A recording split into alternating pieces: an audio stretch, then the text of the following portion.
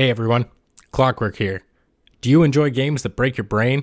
How about games where you have to automate everything in order to progress? If you answered yes to any or all of these questions, I would like to welcome you to Massage 2 ABB, the home of your 30 square kilometer Satisfactory, the game that has recently enslaved my attention span. What is the goal of this game, you ask? Exploit the planet, use anything and everything to create a factory and fire the required materials into orbit. Do you like trees? Well, do I have some bad news for you.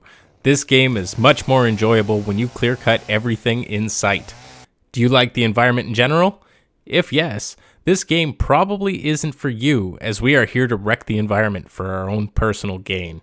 Starting this game, you are fired down to the planet like an ODST with a bad view.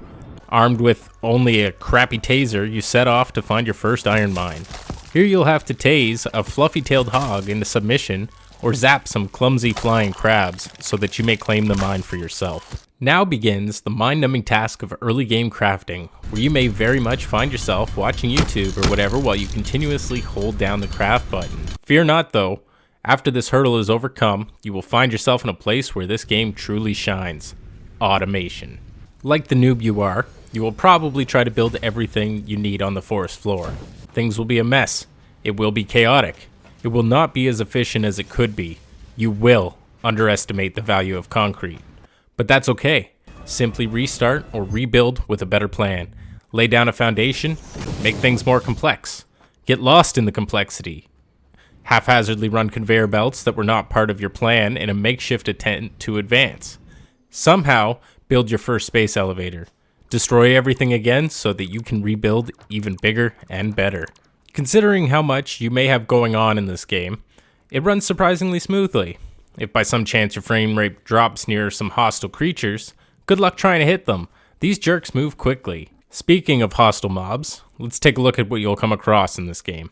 I've already mentioned the aptly named fluffy-tailed hog. This is a beast with a thick carapace that has a little tuft on the tip of its tail. You get close to this lovely creature and it will let you know that, hey, you're standing too close before recklessly charging at you.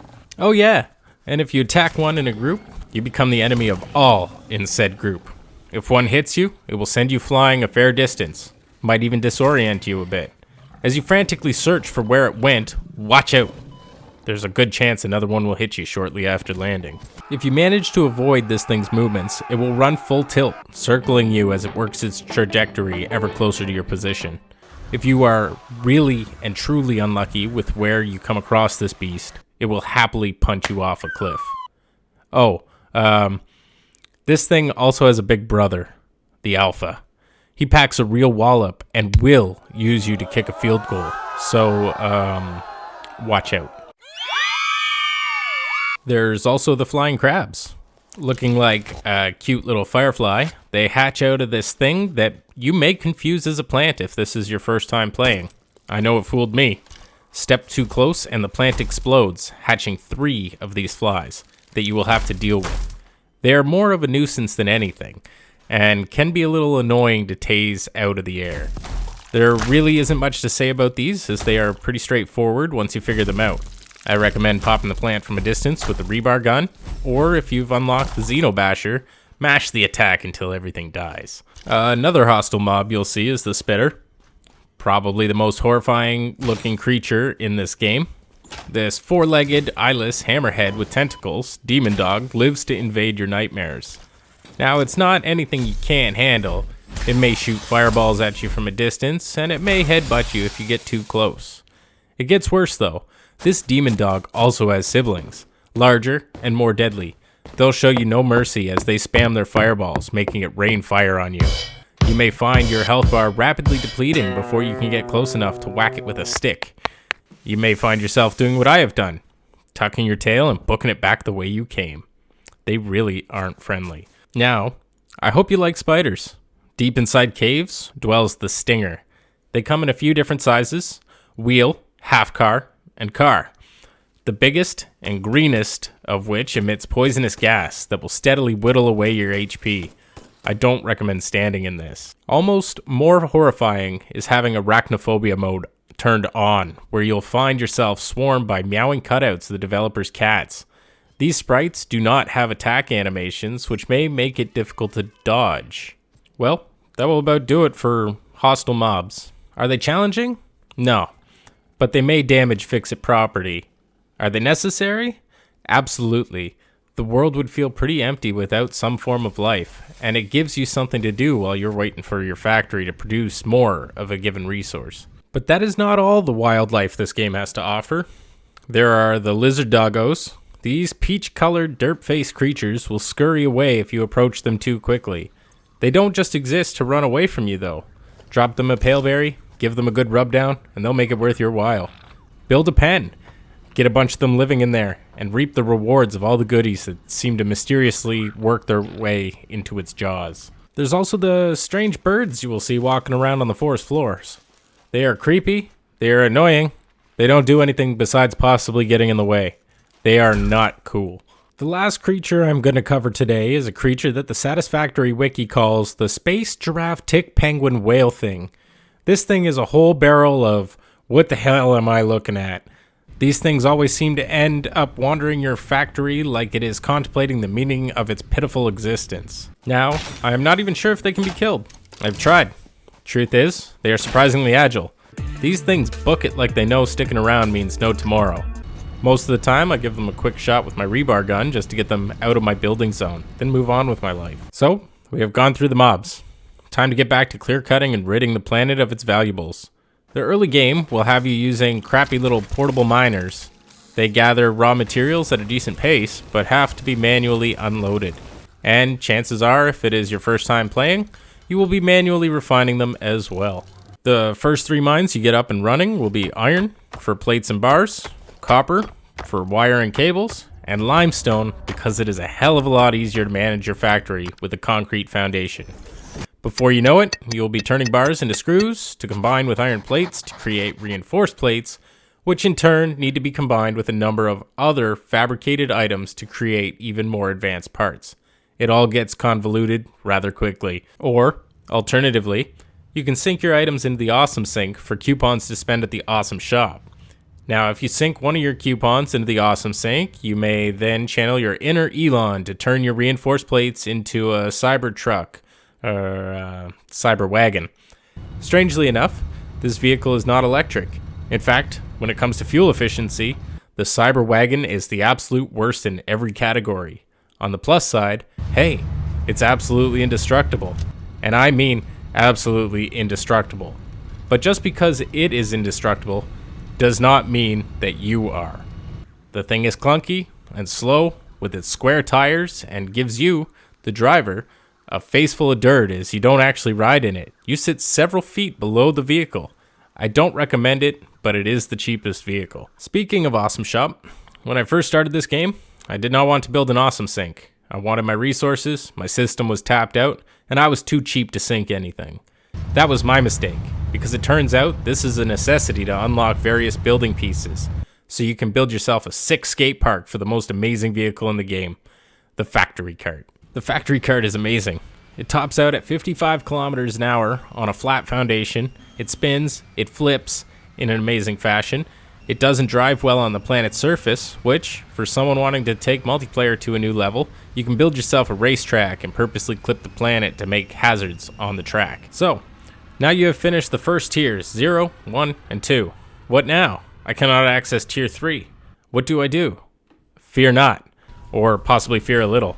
You need your space elevator, and you need to fill it with parts that cannot be created by hand. Hopefully you still remember how your factory is functioning, because you're going to need 50 pieces of smart plating that can be constructed with 50 rotors and 50 reinforced iron plates.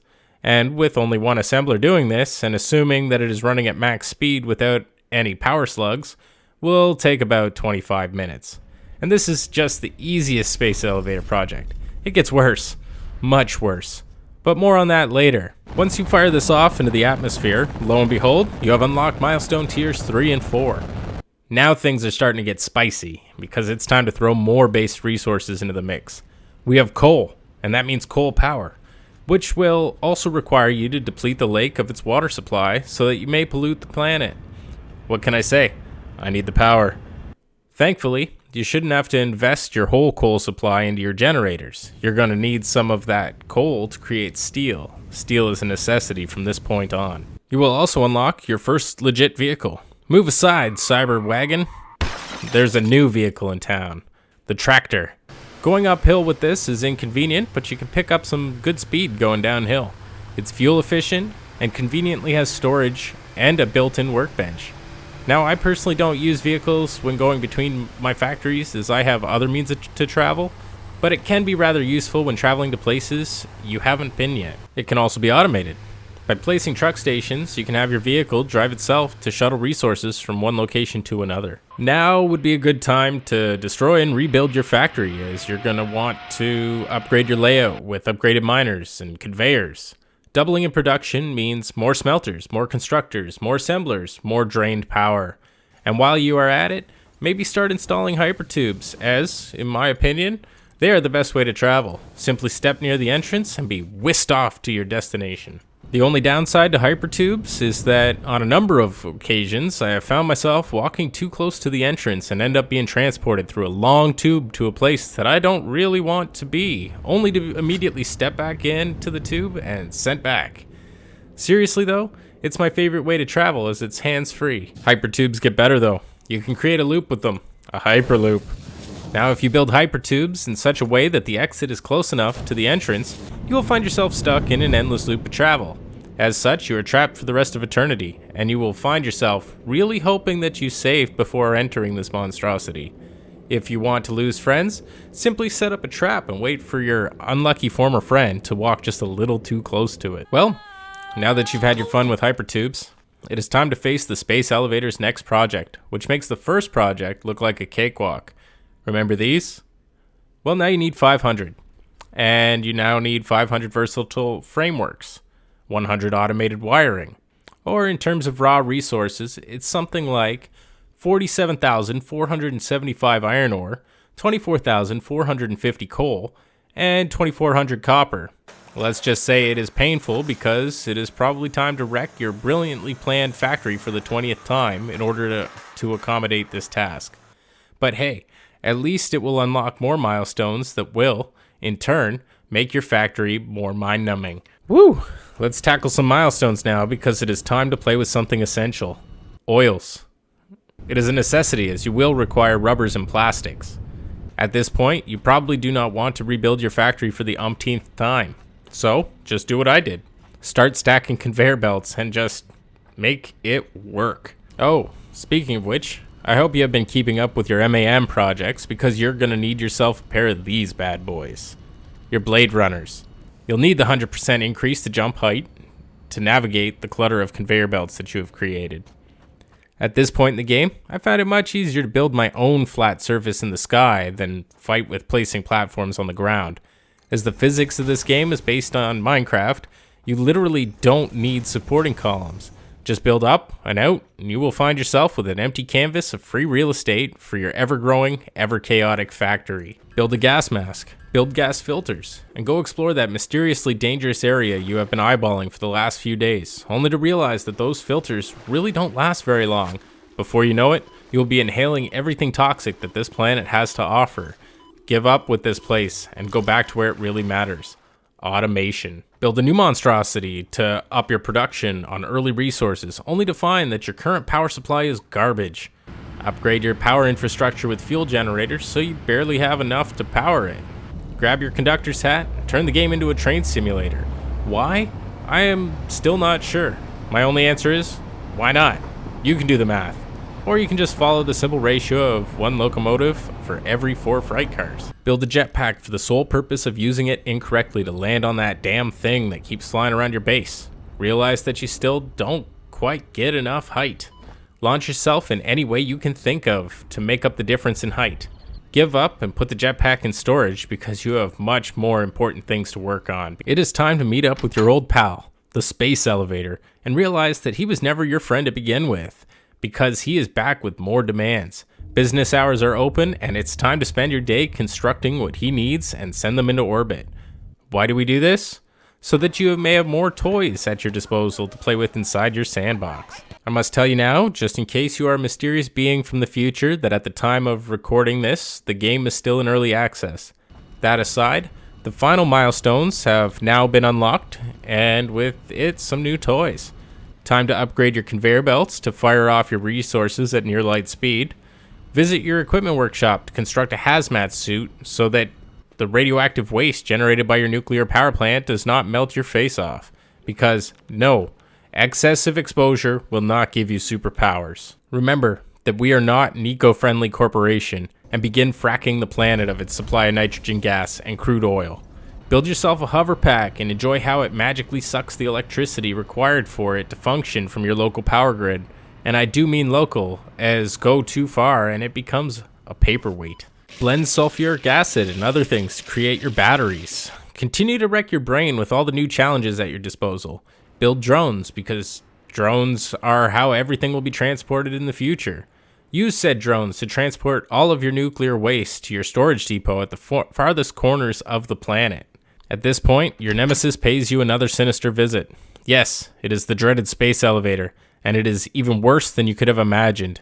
This time it demands a number of increasingly complex items from you, of which you will need a minimum of 1 assembler, 2 manufacturers, and 1 particle accelerator to create the finished products. And, assuming you somehow manage to have your factory producing enough that they can function at peak efficiency, will take you about 320,000 seconds, or about 3.5 days of continuous running. Now, you could take the time to up production, maybe somehow even manage to quadruple your setup's output. It still takes nearly 1 day of your life to finish this hellish task.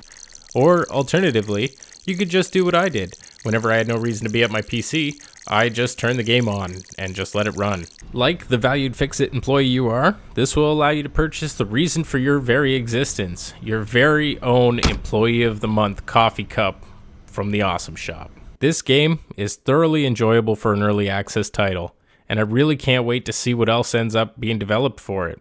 So again, if you enjoy turning your brain into hummus while automating your way to milking an alien world of all its resources, give it a go.